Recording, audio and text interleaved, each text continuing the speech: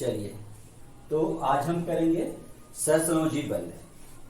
पिछले क्लास में हमने आयनिक बंध या विद्युत संयोजी बंध और उसके आधार पर जो यौगिक बना था विद्युत संयोजी यौगिक या आयनिक यौगिक के बारे में हमने पढ़ाई किया था।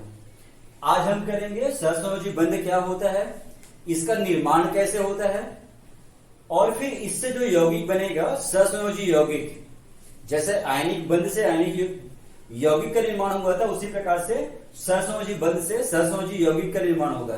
तो वो सहसंयोजी यौगिक होता क्या चीज है, उसमें कौन कौन से प्रॉपर्टीज पाई जाती है और वो आयनिक यौगिक जो होता है उससे किस प्रकार से भिन्न है, इसका हम लोग अध्ययन करेंगे इस क्लास के अंतर्गत में।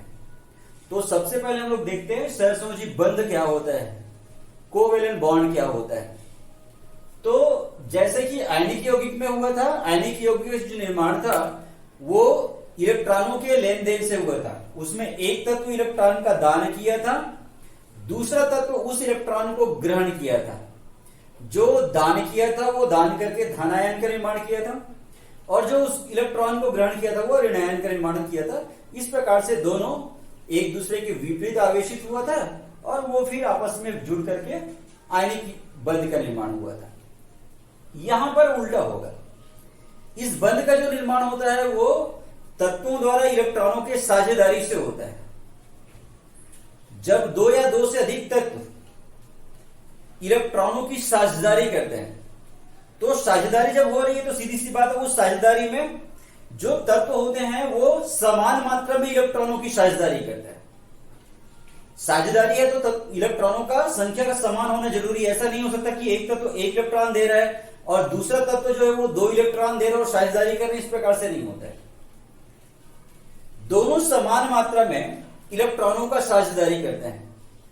तो जब विभिन्न तत्व यानी दो तत्व या दो से अधिक भी तत्व होते हैं, दो या दो से अधिक तत्व जो होते हैं वो समान मात्रा में इलेक्ट्रॉनों की साझेदारी करते हैं, समान मात्रा में इलेक्ट्रॉनों की साझेदारी करेंगे और साझेदारी करके दुर्बल वांडर वाल्स आकर्षण बल के द्वारा एक दूसरे के साथ में जुड़ते हैं। पिछले बार जो था वो प्रबल स्थिर वैद्युत आकर्षण बल के द्वारा तत्व जुड़े हुए थे। यहां पर दो तत्व होंगे, परमाणु जो होंगे वो दुर्बल वांडर वाल्स आकर्षण बल के द्वारा जुड़ते हैं। तो जब विभिन्न तत्व या विभिन्न परमाणु समान मात्रा में इलेक्ट्रॉनों की साझेदारी करके दुर्बल वांडर वाल्स आकर्षण बल के द्वारा एक दूसरे के साथ में जुड़ते हैं, तो उससे बनने वाला जो रासायनिक बंध होता है वो रासायनिक बंध कहलाता है क्या, सहसंयोजी बंध कहलाता है। इस बंध को हम लोग ऐसे रेखा के निशान से दर्शाते हैं। अगर तत्व जो है या परमाणु जो होते हैं वो एक एक इलेक्ट्रॉन की साझेदारी करेंगे तो ये एक लाइन खींचेंगे, दो दो इलेक्ट्रॉनों की साझेदारी करेंगे तो दो लाइन खींचेंगे, दो से अधिक इलेक्ट्रॉनों की साझेदारी करेंगे तो ऐसा तीन लाइन खींच देंगे। ये एक लाइन जो है ये कहलाता है एकल बंध, ये कहलाएगा द्विबंध और ये कहलाता है बहुबंध। इस प्रकार से जो तत्व होते हैं जब सहसंयोजी बंध का निर्माण करते हैं तो उस सहसंयोजी बंध के निर्माण में वो एकल बंध, द्विबंध या फिर बहुबंध का निर्माण करते हैं। एक एक इलेक्ट्रॉनों की साझेदारी करेंगे तो वो दोनों तत्व जो होंगे वो दोनों परमाणु जो होंगे वो एकल बंध से जुड़ेंगे, दो दो इलेक्ट्रॉनों की साझेदारी करेंगे तो वो द्विबंध के द्वारा जुड़ेंगे और दो से अधिक इलेक्ट्रॉनों की साझेदारी करेंगे तो वो आपस में बहुबंध बनाएंगे। ये सब एकल बंध, द्विबंध, बहुबंध जो है ये सब के सब कहलाते हैं क्या, सहसंयोजी बंध कहलाते हैं। और इस सहसंयोजी बंध के फलस्वरूप जो यौगिक बनेगा वो यौगिक कहलाएगा सहसंयोजी यौगिक। तो सबसे पहले इसका एग्जांपल लेके देखते हैं। चलिए देखें,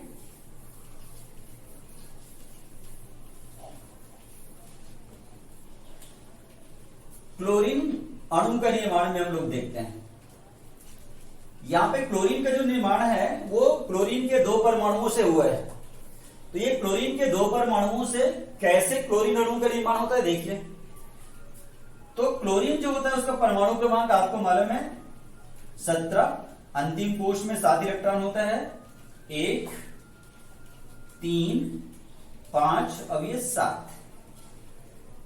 क्लोरीन का एक और परमाणु ले लेते हैं, उसके भी संयोजी कोश में 7 इलेक्ट्रॉन होगा। तो ये दोनों परमाणु आपस में एक एक इलेक्ट्रॉनों को साझेदारी करते हैं।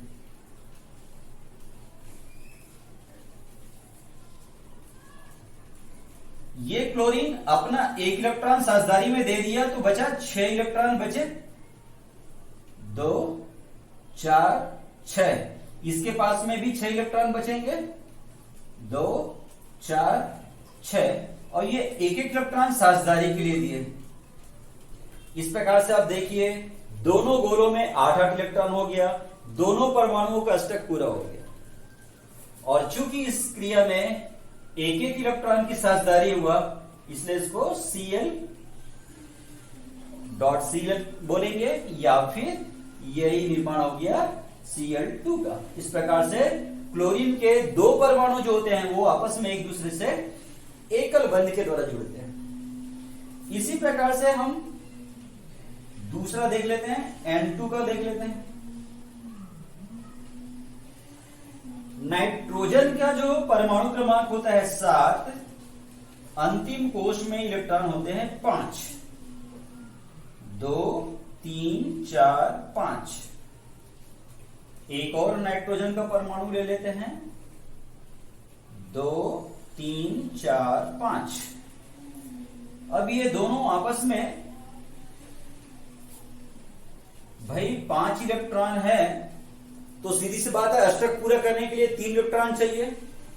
जब तक अंतिम कोश में 8 इलेक्ट्रॉन नहीं होगा तब तक वो अष्टक पूरा नहीं होगा। तो इसलिए यहां पे दोनों नाइट्रोजन परमाणु अपने संयोजी कोश से 3-3 इलेक्ट्रॉनों की साझेदारी करते हैं। देखिए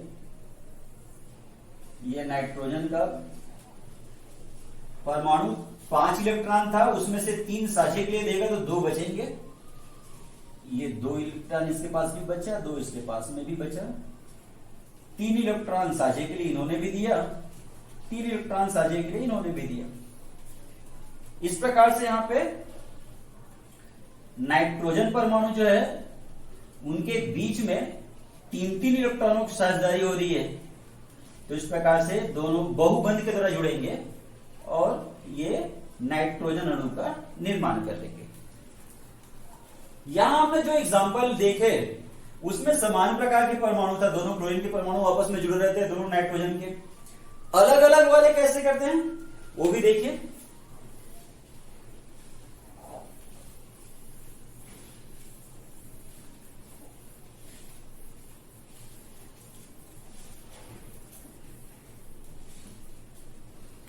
HCl में हम देखते हैं,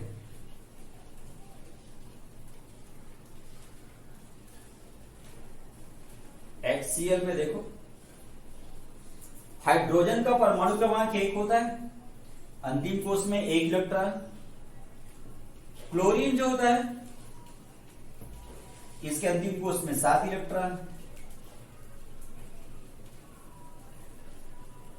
इस प्रकार से क्लोरीन का को अपना अष्टक पूरा करने के लिए 1 इलेक्ट्रॉन चाहिए होता है। और हाइड्रोजन भी अगर इसके पास हीलियम के समान अगर 2 इलेक्ट्रॉन हो जाए तो ये भी हीलियम के समान अक्रिय हो जाएगा, निष्क्रिय हो जाएगा, स्थायी हो जाएगा। तो इसलिए दोनों 1-1 इलेक्ट्रॉन की साझेदारी कर ले रहे हैं। ये हाइड्रोजन का और एक क्लोरीन का इलेक्ट्रॉन हुआ। हाइड्रोजन के पास एक भी इलेक्ट्रॉन नहीं बचे, लेकिन क्लोरीन के पास 6 इलेक्ट्रॉन बचे हुए, एक को उन्होंने साझे में दिया हुआ है। इस प्रकार से क्लोरीन का अष्टक पूरा हुआ। और हाइड्रोजन जो है वो भी हीलियम के समान 2 इलेक्ट्रॉन रख करके स्थायी विन्यास प्राप्त कर लिया। तो इस प्रकार से ये बन गया HCl।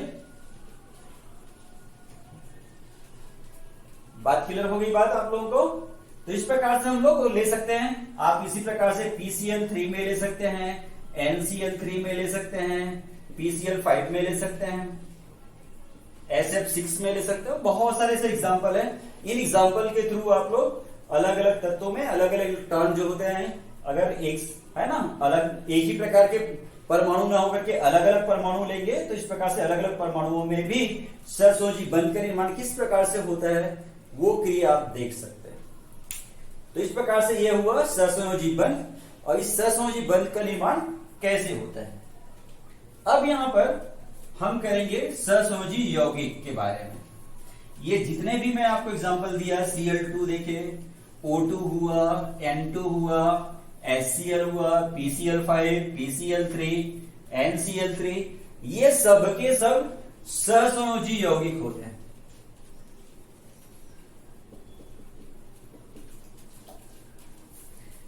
जब विभिन्न परमाणु समान संख्या में इलेक्ट्रॉनों की साझेदारी करके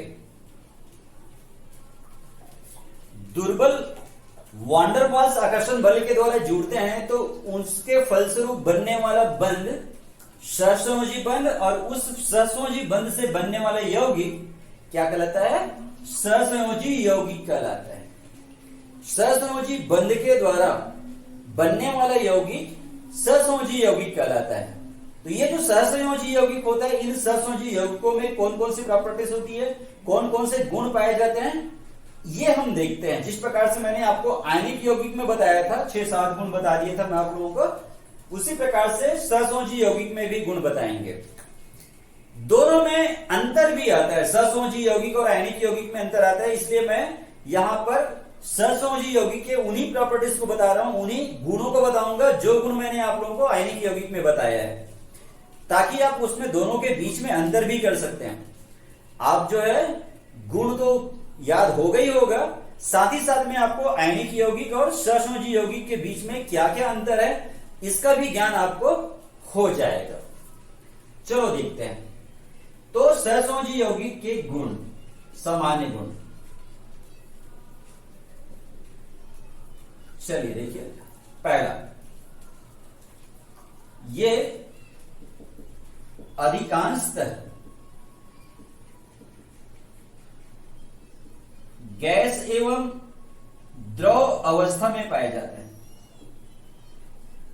जितने भी, जैसा भी Cl2 था, क्लोरीन गैस है, क्लोरीन, फ्लोरीन, ब्रोमीन, ये सब जो होते हैं हेलोजन जो तत्व होते हैं वो सब के सब जो है वो गैसीय अवस्था में पाए जाते हैं। नाइट्रोजन गैस है, HCl गैसीय अवस्था में पाई जाती है। तो ये अधिकांशतः या तो गैसीय अवस्था में होते हैं या फिर द्रव अवस्था में होते हैं, लेकिन जिनके अणुभार, आणविक द्रव्यमान उच्च होते हैं वो ठोस अवस्था में पाए जाते हैं। जिन सहसंयोजी यौगिकों का आणविक द्रव्यमान बहुत ज्यादा होता है, जैसे सल्फर S8, ये ठोस अवस्था में पाया जाएगा। फास्फोरस P4, ये ठोस अवस्था में पाए जाते हैं, क्योंकि इनका जो आणविक द्रव्यमान बहुत ज्यादा होता है। इसका फास्फोरस का अगर हम लेंगे तो 32 गुना 4, 15 दूनी 30, 30 गुना 4 120, इसका 32 गुना 8, 32 गुना 8, इसको गुना कर लेंगे आप लोग, इसका 30 गुना 4, तो 30 चौक 120। तो इस प्रकार से इनका जो आणविक द्रव्यमान होता है बहुत ज्यादा है, दोनों को 100 से अधिक है, उच्च आणविक द्रव्यमान है। जिनका आणविक द्रव्यमान उच्च होंगे वो ठोस अवस्था में पाए जाएंगे, बाकी सब के सब जो है वो या तो गैसीय अवस्था में होते हैं या तो फिर द्रव अवस्था में पाए जाते हैं। दूसरा, ये सभी अवस्थाओं में, चाहे कोई भी अवस्था रहे, सभी अवस्थाओं में विद्युत के कुचालक होते हैं। सभी अवस्थाओं में ये विद्युत के कुचालक होते हैं, चाहे वो ठोस अवस्था में रहे, चाहे द्रव अवस्था में रहे, चाहे गैसीय अवस्था में रहे, सभी अवस्थाओं में विद्युत के कुचालक होते हैं। तीसरा, इनके क्वथनांक व गलनांक दोनों जो है वो कम होते हैं उनकी अपेक्षा, आयनिक यौगिकों की अपेक्षा।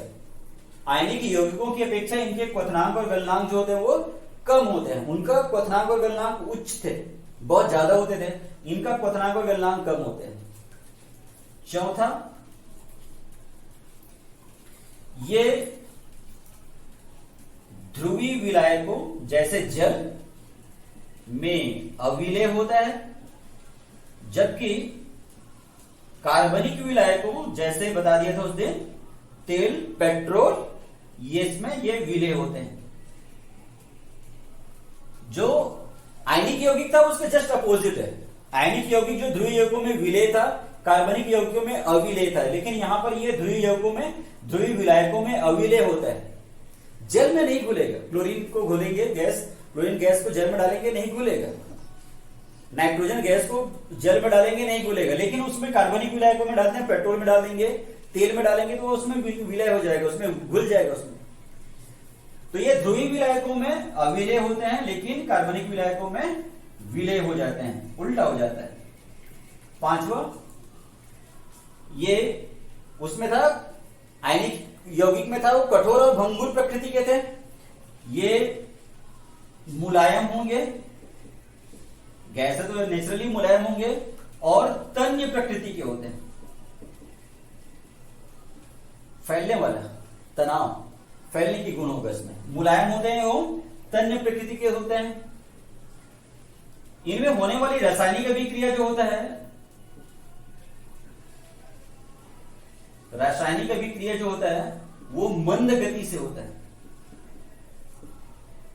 आयनिक यौगिक जो होते हैं उनमें अभिक्रिया बहुत फास्ट होता है, जैसे ही वो क्रियाशीलता उनकी बहुत ज्यादा होता है, जैसे ही किसी दूसरे यौगिक के संपर्क में आएगा, दूसरे तत्वों के संपर्क में आएगा, वैसे तुरंत उससे क्रिया कर लेते हैं। लेकिन इसकी जो क्रियाशीलता वो बहुत कम होती है, धीरे धीरे, बहुत धीरे धीरे धीरे धीरे क्रिया करते हैं ये। और एक आध गुण अगर देखा जाए तो 6 गुण उसमें बताया था मैंने आप लोगों को, 6 गुण यहां भी बता दिया है। 7वां गुण उसमें अगर देखा जाए तो ये द्वैशिक प्रकृति के होते हैं। द्वैशिक प्रकृति का होता है, अर्थात इसमें स्थान समवायता पाई जाती है। समवायता जब पढ़ाऊंगा मैं आप लोगों को तो आपको समझ में आएगा स्थान समवायता क्या होता है करके। इसमें स्थान समवायता पाई जाती है, द्वैशिक प्रकृति के होते हैं, वो द्वैशिक प्रकृति के नहीं होते थे। तो इस प्रकार से मैंने आप लोगों को ये 7 अंतर बताया, 7 गुण बता दिया। तो आज की क्लास में हमने देखा सहसंयोजी बंध क्या होता है, सहसंयोजी यौगिक क्या होता है, उनमें कौन कौन सी प्रॉपर्टीज पाई जाती है, ये आयनिक यौगिक जो होते हैं उससे किस प्रकार से भिन्न होता है। इसके आगे की क्लास में फिर दूसरे जो और रासायनिक बंध है, उन रासायनिक बंधों के बारे में हम लोग उसमें चर्चा करेंगे, अध्ययन करेंगे। धन्यवाद।